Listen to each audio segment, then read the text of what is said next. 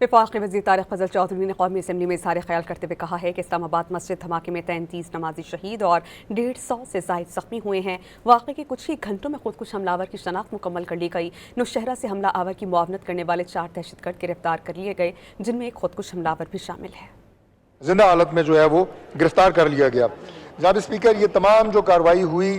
दहशतगर्दी की, इसकी इस वक्त तक की जो इंटेरोगेशन हुई है और मालूमात जो है वो इंटेलिजेंस के इदारों के पास आई हैं, ये तमाम तर ट्रेनिंग जो इस दहशतगर्द ने ली थी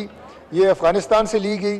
इसका मुतअद्दिद बार अफ़गानिस्तान में आना जाना था और इसके जो हैंडलर्स हैं और जो इसके सहूलतकार हैं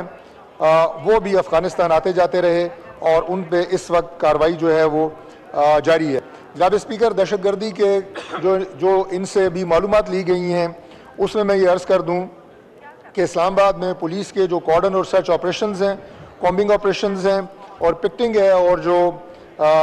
टारगेट हार्डनिंग है, उसके नतीजे में अल्लाह ताला का शुक्र है कि चंद ऐसे मुमकिना हादसात थे जो ये तखरीबकारी की कार्रवाइयाँ करना चाह रहे थे, लेकिन वो ये जो चंद इकदामात इस्लामाबाद पुलिस के मैंने आपके सामने रखे हैं, इसके नतीजे में